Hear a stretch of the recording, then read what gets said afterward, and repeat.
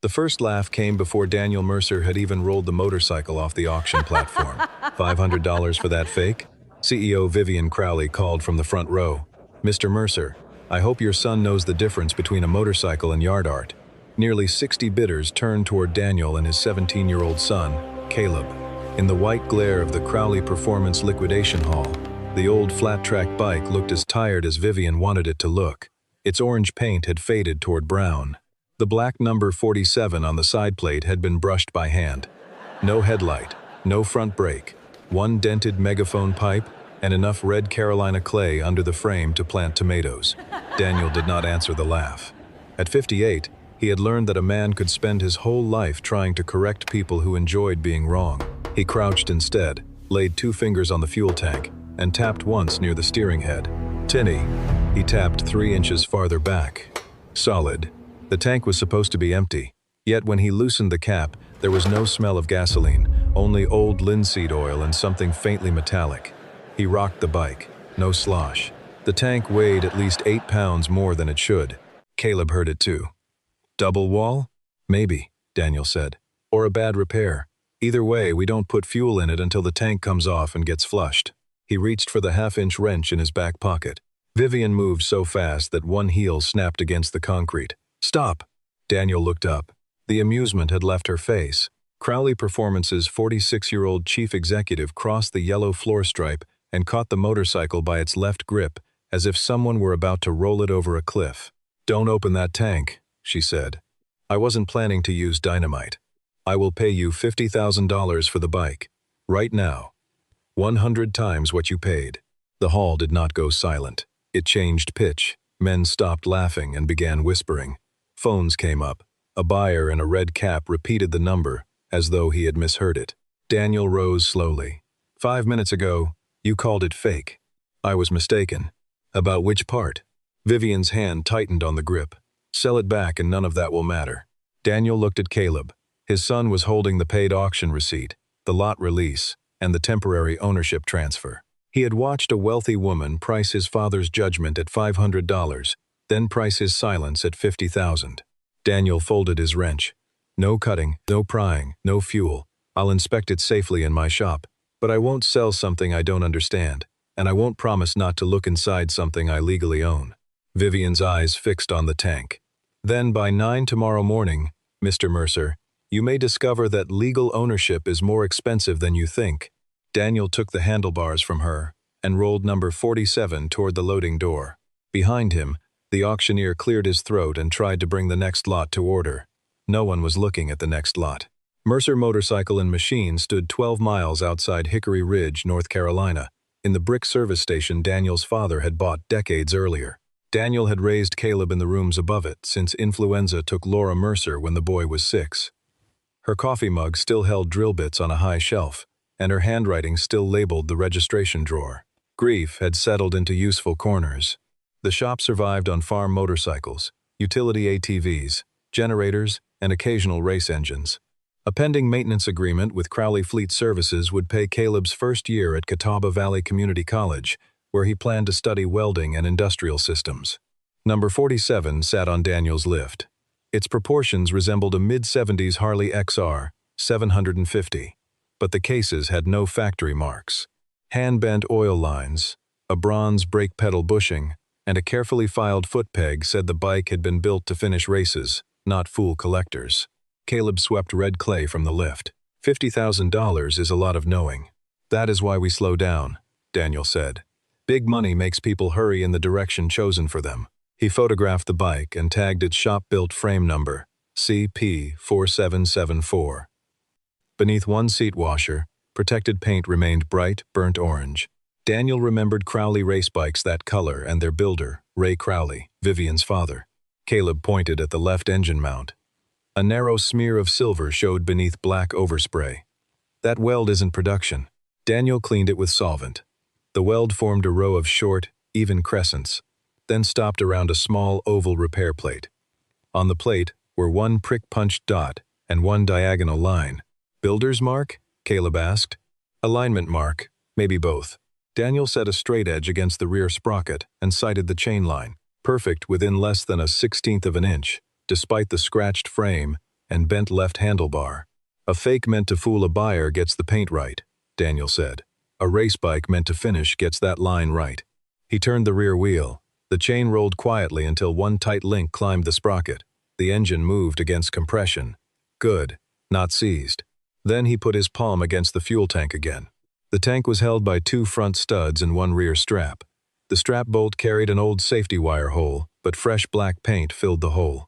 On the underside, just behind the petcock, a circular bronze plug had been brazed into the steel.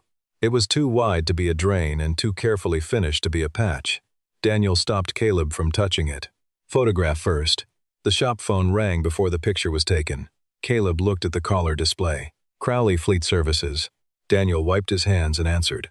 The man on the line was Wade Pritchard, Regional Maintenance Director. Wade sounded embarrassed, which meant the message belonged to someone above him. Dan, purchasing put a hold on the fleet agreement.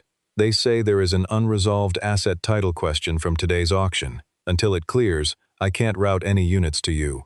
The title question is on 1 motorcycle. I know. They know. Everybody knows. Did Vivian order the hold? Wade was quiet long enough to answer without words. I was told to tell you that returning lot 47 would clear the matter immediately. Daniel thanked him and hung up. Caleb had heard enough. That's my tuition. It was a contract we had not signed yet, because she waited to sign it. Daniel met his son's anger. Maybe. But we will not turn a motorcycle into a crowbar and use it against her, either. She already used the contract against us. That tells us what she is willing to do. It doesn't tell us what we should become. Caleb kicked lightly at the leg of a rolling stool, caught it before it moved, and set it back in place. He had Laura's quick temper and Daniel's dislike of displaying it. So what do? We learn what we bought. We keep it safe. And if there is something in that tank that belongs to someone else, we return what isn't ours. Even after this? Especially after this. Otherwise, she gets to set our price twice. That evening, Daniel removed the tank into a padded cradle and inspected the engine. The oil showed no water or sharp metal, but compression measured 138 pounds rear and only 119 front. Air whispered past the front exhaust valve. We don't start it until that seals, he said. We test before we guess. Caleb found a 1974 Crowley bulletin describing an experimental endurance conversion, external oil return, reinforced rear mount, twin ignition pickup, and a cooling passage behind the front exhaust seat. Number 47 had all 4. Not fake, Caleb said. Not production, Daniel corrected. Those aren't the same thing. Through the filler neck, a fiber optic light revealed a curved aluminum chamber, 2 brass clips, and oilcloth behind the normal steel baffle. A careful low-water rinse produced no leak, but 1 short length of waxed linen thread emerged from the petcock opening. No factory tank contained thread used to tie document rolls. Daniel bagged it, marked the time, and touched nothing else. At 8:43, headlights swept the bay door. A black sedan stopped outside. Vivian stepped out, wearing slacks, boots, and a dark raincoat instead of the cream suit she had worn at the auction. Alone, without a microphone or employees, she looked smaller and more tired. Daniel opened the side door but did not invite her past the yellow customer line. Her gaze found the tank on the cradle. Have you opened it? I removed it safely. I inspected through the filler. That is not what I asked. Then ask what you mean. Vivian put a cashier's check on the counter. $50,000, payable to Daniel Mercer. Sign the transfer. Keep the check even if the motorcycle turns out to be worthless. You know it isn't worthless. Sentimental value is not market value. This morning it was yard art. Tonight it is worth the first year of my son's education 6 times over. That is not sentiment. That is fear. For the first time, Vivian looked directly at Caleb. Your father is risking your future to make a point. Caleb's jaw tightened. Daniel stepped between them, not dramatically, just enough. Leave my son out of your offer. I was trying to help him. Then restore the fleet agreement on its merits. Return company property. Your auction company sold it. Your auctioneer accepted my bid. Your clerk released it. If your records were wrong, we can discuss that, without pretending I stole it. Vivian's attention went back to the tank. My father said something before he died. I thought it was medication and memory talking. He said, number 47, carried the thing he could not afford to burn. Daniel waited. He spent his last years believing people blamed him for what happened to Crowley Racing in 1986. He never explained. He only said the truth was where gasoline could not burn it. I searched the office, the safe, the old race trailer. I never found number 47. And today your company sold it for $500. Her face sharpened. A warehouse subsidiary cataloged it as an incomplete reproduction. The collection transfer list was separated from the inventory list during our restructuring. That sounds like a company mistake. It was. I am trying to correct it. By stopping my contract. Vivian did not apologize. By preventing a private family matter from becoming auction floor entertainment. Daniel pointed to the tank without touching it. There is a secondary chamber inside. Someone used waxed thread. Whatever is there may have been placed there 40 years ago, and the access plug is brazed. If we open it carelessly, heat could destroy the contents. If we cut the outer shell, we destroy an original tank. I will not do either. Then give it to me. I will give you any personal letter that belongs to your family. I will give you original company records once they are copied and witnessed. The bike stays here unless a judge says otherwise or I choose to sell it. You want leverage. I want a line between ownership and extortion. You crossed it this afternoon. Vivian picked up the check. At the door, she stopped. At 9 tomorrow, our counsel will file for emergency possession. At noon, every Crowley distributor in the region will receive a notice not to supply parts connected to disputed property. You cannot rebuild a rare race engine with lawnmower parts, Mr. Mercer. Daniel glanced at the old lathe in the machine room. You would be surprised what fits after a man measures it. Vivian left without another word. Caleb waited until the taillights disappeared. Was that confidence or stubbornness? At my age, the difference is usually a micrometer. Caleb laughed once despite himself. Daniel left the tank alone that night. He cleaned a hard deposit from the leaking valve and restored both cylinders to 137 pounds. Then pin gauges showed the front carburetor air passage was 2/1000ths smaller than the rear, an intentional correction for the hotter front cylinder. Both float bowls carried Ray's dot-and-slash fit mark. The frame, engine, and fuel system had been tuned as one machine. Caleb sat with coffee on an overturned bucket. If we prove it is Ray Crowley's bike, does that mean we should give it back? He asked. Legally? No. The sale papers are plain. I mean, should. Daniel set down the pin gauge. That is harder. Your mother left things in this shop. If I accidentally sold her mug at an estate auction, I would hope the buyer gave me a chance to recover it. For a fair price. For a fair conversation. Vivian didn't give us one. No. Fear does not excuse cruelty. But cruelty does not erase grief. We can hold both facts without dropping either one. Rain began after midnight. Caleb fell asleep upstairs with the Crowley bulletin on his chest. Daniel stayed awake wondering why Ray had chosen a machine instead of a safe. The answer, he suspected, was mechanical. At 7, Daniel used a machined split collet and low heat to turn the bronze plug without damaging the tank. Behind it sat an aluminum cylinder, restrained by spring catches linked to the rear tank strap. The mechanism ensured the cylinder could be removed only after the tank came off the motorcycle. A mechanic's safe, Caleb whispered. A reminder, Daniel said. Take the machine apart before you take the truth out. He released the catches. An oilcloth-wrapped cylinder tied with waxed linen slid into his hand. One end read R.C. Private and 47. Daniel left it sealed beneath a clear cover. At 8:52, Deputy Ellis delivered a temporary notice freezing the motorcycle in place. Daniel showed him the photographs, the undamaged tank, and the still-sealed cylinder. Vivian arrived minutes later with Operations Chief Martin Vale and an attorney. Daniel offered a witnessed opening only if personal letters went to Vivian, company records were copied, and his lawful purchase was not called theft. Martin, a 62-year-old former mechanic, noticed Ray's dot and slash. Ray marked every part he fitted himself that way, he said. This is the endurance bike, not the lobby replica. How certain are you? Vivian asked. Certain enough to know your father would fire me again if I called it fake.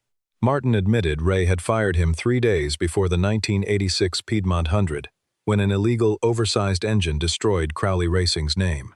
Yet Daniel pointed to the unequal carburetor passages, hidden cooling gallery, and reinforced mount. Those changes don't hide displacement, he said. They help a legal motor survive 100 miles. Vivian asked whether it could run at Saturday's Crowley Heritage Day. Daniel refused to let the motorcycle become a wager for its own ownership.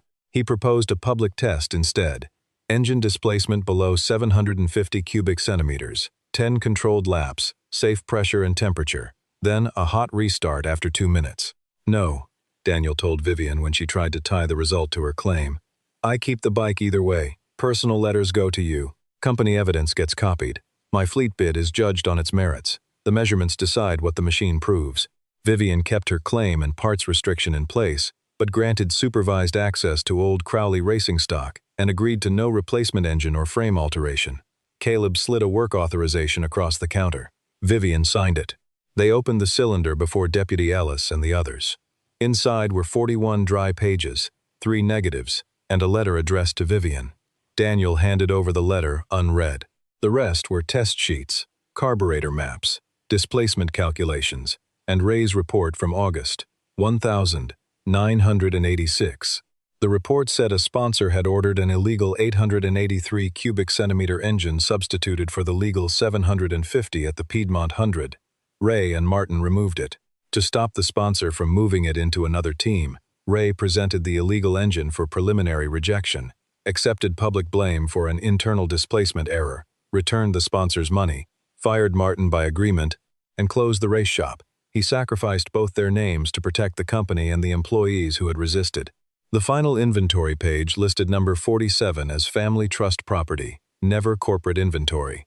Beneath it, Ray had written, "Machine and record stay together until Vivian knows why."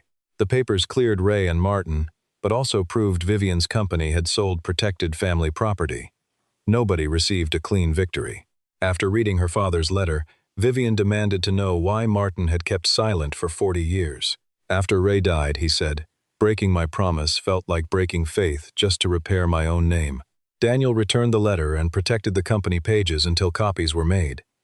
Then he reminded Vivian that blame could wait, but Saturday's machine test could not. She withdrew the emergency possession request, though her civil claim and parts restriction remained. In Crowley's old storeroom, Daniel found oil fittings, an ignition condenser, and an 18-inch rear wheel marked by Ray. Number 47 wore a 19-inch wheel. The smaller original altered gearing so the legal engine stayed above its hottest lugging range during endurance laps. No safe tire was available through Crowley. Daniel spent $480 from the shop's tax reserve at an independent supplier. "You could have taken her check," Caleb said on the drive back. "I could have. Do you want to sell after Saturday? I want to hear it run before I decide what it means to own it." At the shop, Martin had developed a 1986 photograph of Ray beside number 47 on the 18-inch wheel. Ray's note read, "Legal motor, 748.6 cc, 10 laps, 214 degrees front, 207 rear, hot restart at 2. Daniel set stricter safety limits. Stop above 230 degrees at the front head or below 12 pounds of hot oil pressure. History isn't worth hurting a machine." 3. The next 2 days belonged to work. Daniel renewed oil lines, lapped the pump cover, cleaned the tank, replaced a condenser that failed hot, and freed the clutch. 2 correct friction discs came from a drawer his father had labeled Crowley 47. The motorcycle had passed through Mercer hands before, joined to the family by work rather than ownership. Vivian arrived with board member Paul Nance, who wanted the project framed as a corporate recovery. Daniel refused publicity before a successful test and insisted the bike remain visibly unrestored. "And if your son loses college over wording on a sign?" Vivian asked. Daniel's wrench stopped. "Do not use my son's future to make your fear sound practical." Before her board, Vivian apologized to Caleb and ordered the fleet bid judged separately. The act did not erase Daniel's spent tax reserve or delayed customers, but it ended one abuse of power. On Thursday evening, Daniel prepared clean fuel in an auxiliary bottle, but stopped before the first start. When he turned the engine through by hand, the magneto snapped to full advance far too early. A mismatched spring was risking both his ankle and the engine. The parts restriction remained, and Daniel refused Vivian's special exception. He wound and heat set a correct spring on his lathe, discarding the first when it pulled 6 ounces too hard. $4 part, Caleb said. $4 consequence. At 9:12, the corrected ignition snapped at the safe timing mark. Daniel could have kicked the engine to life, but he disconnected the fuel bottle instead. First fire gets every gauge and every witness, he said. A beautiful sound could make even a good mechanic forgive a bad reading. Friday morning, number 47 fired on the first kick, as Daniel began the full static heat test. There was no cheering and no second start ceremony. Caleb watched the temperature probes, Martin watched oil pressure, and Daniel held the engine at 2,500 RPM. Cold pressure rose cleanly, but within 4 minutes the front head reached 226 degrees, while the rear remained at 208. Daniel shut down before the limit. The cooling passage was not working. He removed the front rocker box and fed low-pressure air through the small external line shown on the 1,974 bulletin. No flow reached the exhaust seat passage. A blockage sat somewhere inside the head. Nance argued that the passage was an unnecessary experiment and should be bypassed with richer jetting. Martin suggested reducing the demonstration to 3 laps. Daniel refused both. The original result was 10 laps. The visible proof is that this legal engine survived because Ray controlled heat. Rich jetting may hide the symptom for a few minutes and wash oil from the cylinder. 3 laps proves only that it can parade. Vivian looked at the storm beating against the bay door. Can you clear it? Maybe. If it is carbon, solvent, and air. If corrosion has closed the drilled gallery, the head comes off. If the passage was never completed, the paper is wrong.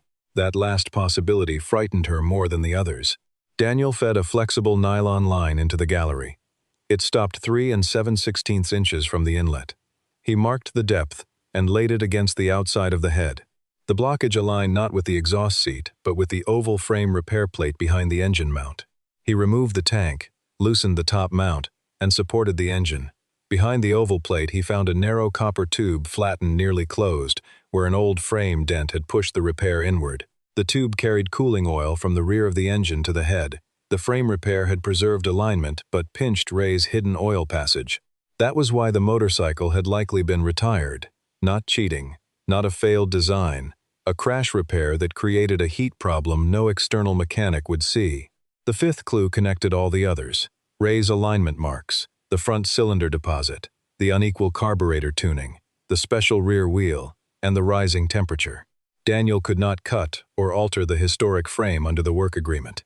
He could not safely run 10 laps with the tube pinched. "We are done," Nance said. "Present the documents. Display the motorcycle. The public does not need a race." Vivian looked at Daniel. "Is he right?"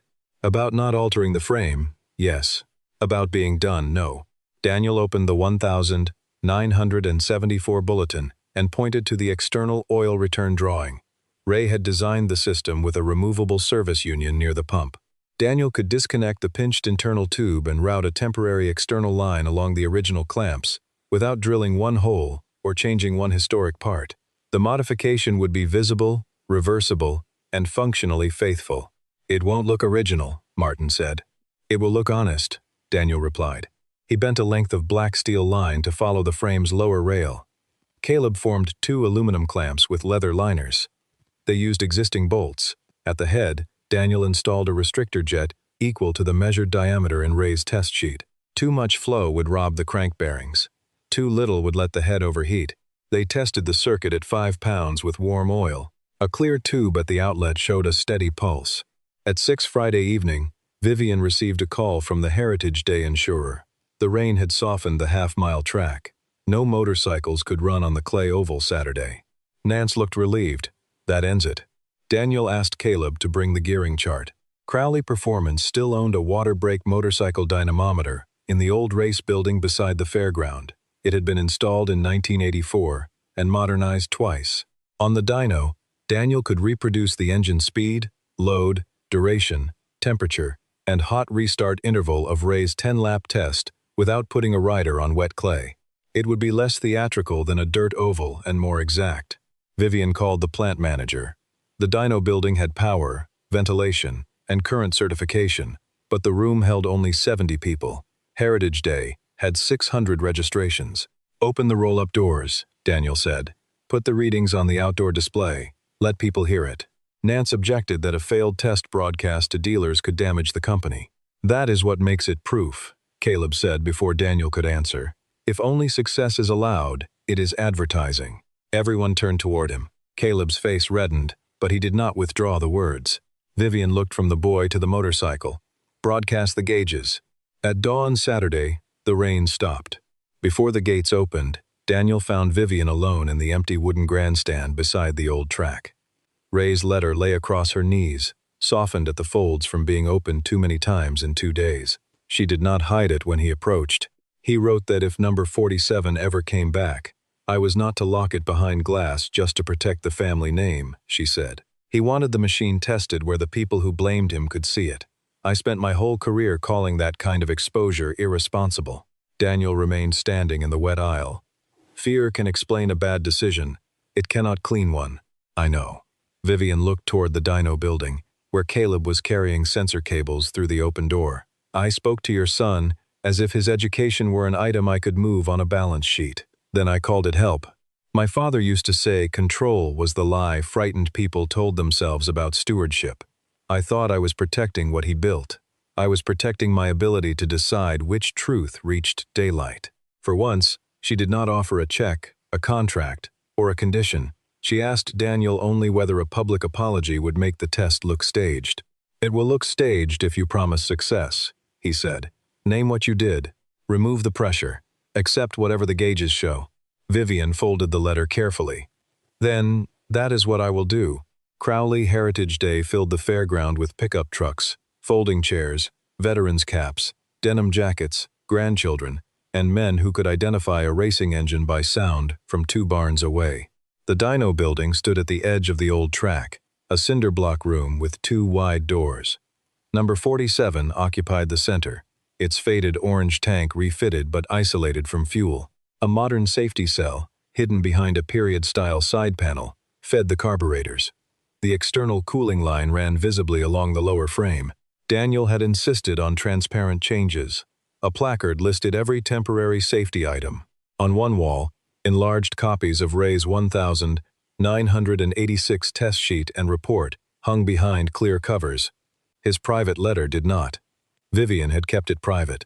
The dyno screen displayed 5 numbers large enough for the crowd outside to read: engine speed, simulated track speed, oil pressure, front head temperature, and rear head temperature. A 6th box counted down 10 simulated laps. Success was plain. Hold the programmed load for 10 laps. Keep both heads below 230 degrees. Keep hot oil pressure above 12 pounds. Shut down for exactly 2 minutes, then restart on 1 or 2 kicks. Failure was equally plain. Before the test, Vivian stepped to a microphone. She wore no cream suit, only a navy work jacket with the old Crowley circle patch sewn over the pocket. She told the crowd that the company had mistakenly sold a motorcycle protected for family history. She said Daniel Mercer had purchased it lawfully. She admitted that she had mocked him, and then used a business opportunity to pressure him into reversing the sale. The board members stood behind her. None looked comfortable. Mr. Mercer returned my father's private letter before asking for $1, she said. He protected company records while refusing to surrender property he legally bought. Today, the machine will tell us what those records mean. Whatever it says, Crowley Performance will accept the result. Daniel did not need the apology to be longer. It had named the offense and removed the lie. Martin Vale took the microphone next. He admitted that Ray Crowley had fired him publicly as part of a decision they made together to stop an illegal engine from reaching competition. He did not ask the crowd to forgive 40 years of silence. He simply said Ray built number 47 to run within the rules. Then Daniel rolled the motorcycle onto the dyno. He and Caleb strapped the frame at 4 points. Daniel checked rear tire pressure, chain tension, oil level, throttle return, exhaust extraction, and emergency cutoff. He invited the insurer's technician to verify every restraint. Martin measured the engine displacement using swept volume equipment and sealed the spark plug ports afterward. The result appeared on the screen: 748.7 cc. Under the 750 limit, a murmur rolled through the crowd. That one number destroyed the oldest accusation, but Daniel knew it did not prove the machine could do what Ray claimed. He warmed the engine for 90 seconds. Oil pressure settled at 18 pounds. Front head temperature reached 184. Rear reached 181. Caleb stood at the data console. Martin watched the emergency cutoff. Vivian stood behind the yellow line beside Deputy Ellis, Wade Pritchard, retired racers, dealers, employees, and men who had repeated the cheating story for 4 decades. Daniel mounted the stationary motorcycle, planted his boots on the dyno platform, and looked at Caleb. Program ready? 10 laps. Load curve matched. 2-minute restart clock armed. Cooling fan? Track speed linked. Fuel? 2 gallons, measured. Daniel pulled in the clutch, selected first, then second, then third. The roller began to sing. At simulated 50 miles per hour, Caleb started the program. Lap 1 passed in 42 seconds. The engine held 5,200 RPM. Oil pressure remained 17 pounds. Front temperature climbed to 196, rear to 192. Across the next 2 laps, both temperatures rose in a controlled line and stayed within 6 degrees of each other. Daniel felt a high-frequency tremor through the foot pegs that came and went with load. He watched the chain. The temporary external line remained dry. Exhaust color was even, but the tremor had not been present during the static test. Lap 4 began. Oil pressure flickered from 16 to 13, then returned. Martin reached toward the cutoff. Daniel raised 2 fingers. Watch. The pressure fell again during the program's hardest load segment. 12, 11. Daniel hit the cutoff himself. The engine stopped. The lap counter froze at 4.3. Disappointment moved through the crowd as a physical sound. 600 people exhaling at once. Nance turned away from the display. Vivian did not move. Daniel climbed off the bike and put a hand on the oil tank. The tank was hot but not excessive. He opened the inspection cap. Oil foamed beneath the return stream. Air was entering the pump inlet under sustained load. The popular explanation came quickly from outside the safety line. Old pump, cracked pickup, wrong oil, failed experiment. Daniel ignored all of it. The static test had held pressure. The failure appeared only when the rear wheel drove the engine at the exact endurance load. Something changed with vibration or oil movement. He drained 1 measured quart into a clear cylinder. Fine bubbles rose through it, but no metal. He inspected the new suction hose. Dry. He checked every fitting with powder. No oil trace. Then Caleb pointed at the oil tank mounting strap. A bright witness mark had shifted 1/8 of an inch. The oil tank was moving. Daniel loosened the strap and lifted the tank enough to see beneath it. One of the original rubber mounts had collapsed internally. Under sustained vibration, the tank settled against the suction fitting and bent the hose just enough to restrict flow. At idle and static RPM, it sat upright. Under dyno load, it starved the pump. It was not the 40-year-old mystery. It was a present-tense mechanical fault, and it could destroy the engine faster than any old accusation. Daniel showed the collapsed mount to the insurer's technician and the camera. "We do not hide a failed test," he said. "We learn what condition made it fail." Nance approached Vivian. "End the demonstration." The public statement already cleared Ray. Vivian looked at Daniel. "Is there a safe repair?" "The correct repair is a new molded mount. We do not have one. A safe temporary repair is a machined support cup around the original rubber, carrying vertical load without changing its location. It must allow side movement, and it must be inspected after the test." "How long?" 45 minutes if the first one fits. Longer if it doesn't. Heritage Day's lunch program was scheduled in 30 minutes. Dealers had flights. The board wanted control. The crowd was already telling the story of a failed test. Vivian took the microphone. "The test resumes when Mr. Mercer says the machine is safe. Lunch can wait. Flights can be changed." Power reversed without anyone cheering. A CEO who had once ordered Daniel to surrender the bike was now waiting on his mechanical judgment in front of her board. Daniel and Caleb moved a portable lathe to the open dyno door. From a block of oil-resistant nylon, Daniel turned a shallow cup to cradle the collapsed mount. Caleb measured the bolt shoulder and cut a thin stainless spacer. Martin deburred the edges under Daniel's eye. The first cup fit too tightly and prevented lateral movement. Daniel threw it in the scrap tray. Nance checked his watch. Daniel made a second cup with 12 thousandths more clearance and 4 drainage slots.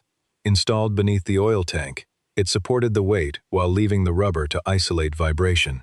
The suction hose kept its round shape under a hand-applied load twice what the tank could create. The insurer's technician approved one test only. At 1:19 in the afternoon, number 47 started again. Daniel repeated the warm-up from the beginning. No shortened program, no credit for the earlier laps. If proof was going to mean anything, it had to survive the complete condition. Lap 1 passed in 42 seconds. Oil pressure held at 18 pounds, and the 2 head temperatures stayed 4 degrees apart. Through laps 2 and 3, heat climbed steadily without the pressure needle wavering. Daniel felt the first trace of the old vibration as lap 4 reached the hard load segment that had ended the morning run. Every eye fixed on the oil pressure box. 16, then 15, then back to 16. Caleb let out the breath he had been holding. Across laps 5 and 6, the engine notes settled into a hard, unwavering pitch. The high-frequency tremor was gone. The rear tire expanded against the roller, changing effective gearing exactly as Ray's old calculation predicted. The 18-inch wheel kept the engine above the lugging range where the front cylinder would have heated fastest, while pressure remained comfortably above the cutoff. Lap 7, 214, and 208. Those were the numbers in Ray's photograph. Martin gripped the safety rail with both hands. Vivian stared at the display as though her father had written the figures there that morning. During laps 8 and 9, the readings flattened instead of running away. Pressure held at 15. No foam appeared in the return sight, and the front head gained only 2 more degrees. On lap 10, the program added the longest full-load segment. The engine pulled against the water brake. The exhaust pipes glowed faintly at their bends. The temporary cooling line pulsed but did not leak. Oil pressure touched 14, steady and safe. Caleb counted the final seconds aloud. 5, 4, 3, 2, 1. The load released. Daniel pulled in the clutch and shut the engine down. The screen showed complete, 10 laps, peak front temperature 217 degrees, peak rear temperature 210, minimum hot oil pressure 14 pounds. Better than Ray's recorded temperatures by 3 degrees at the front and 3 at the rear, close enough to confirm the old data without pretending 40-year-old instruments matched modern ones perfectly. But the test was not finished. Caleb started the 2-minute clock. Heat soak began. With the engine stopped, cooling oil no longer circulated. Front temperature climbed from 217 to 222. The magneto absorbed heat. Fuel in the carburetor bowls warmed. A motorcycle that ran well could still refuse to restart hot. At 1 minute 30, Daniel checked the throttle and retarded the ignition. At 1 minute 50, he brought the engine just past compression. At 2 minutes, Caleb called, "Now." Daniel kicked once. The engine fired, stumbled, and stopped. The crowd tightened. 1 kick remained within the agreed target. Daniel did not rush. He listened to the last 2 revolutions. The rear cylinder had fired. The front had not. Heat soak had leaned the front mixture. He opened the front carburetor enrichener 1 click, left the rear alone, and set the piston again. On the second kick, number 47 started cleanly. Oil pressure rose to 15. Both cylinders fired evenly. Daniel held it at 2,000 RPM for 5 seconds, then shut it down. For a moment, the loudest sound was the dyno roller spinning to rest. Then the people outside struck the metal doors with their palms. Retired workers shouted Ray Crowley's name. Someone began clapping in a slow rhythm, and the whole fairground took it up. Martin bent over the rail, his shoulders shaking. Deputy Ellis removed his hat. Caleb did not look at the crowd. He looked at his father. Daniel climbed off the platform, checked the nylon support cup for movement, and placed one hand on the warm tank of the machine everyone had called fake. The motorcycle had proved 5 things anyone could understand. Its engine measured legal. Its hidden cooling design worked. Its endurance setup matched Ray's notes. Its pressure failure could be reproduced and corrected without deception. And after 10 loaded laps, it restarted hot within the promised 2 kicks. No speech could have done that. Vivian stepped through the safety line only after the technician opened it. She faced Daniel, Caleb, Martin, and the crowd. "Crowley Performance withdraws every claim against Daniel Mercer's motorcycle," she said into the microphone. "The company will record the auction sale as valid. The family trust will receive the original private records, Mr. Mercer already offered to return. Copies of the technical documents will remain with the motorcycle and in our public archive." Nance started to speak behind her. Vivian turned just enough to stop him. "The board approved the resolution during lap 8, she added. "Those who did not may place their objections in the minutes." That drew laughter, including from Daniel. She handed him a signed release of claim and a work order paying his documented hours, parts, and testing costs. The total was $12,840, substantial but reasonable for the emergency engineering, historical handling, dyno preparation, and public test. There was no $1-million prize and no gift disguised as guilt. Wade Pritchard then handed Daniel the fleet maintenance agreement. Mercer, motorcycle, and machine had earned the highest technical score before the dispute. The agreement covered 1 year, renewable by performance. It would stabilize the shop and cover Caleb's tuition without making either man beholden to charity. Daniel read both documents before signing. Vivian watched him. Still don't trust me?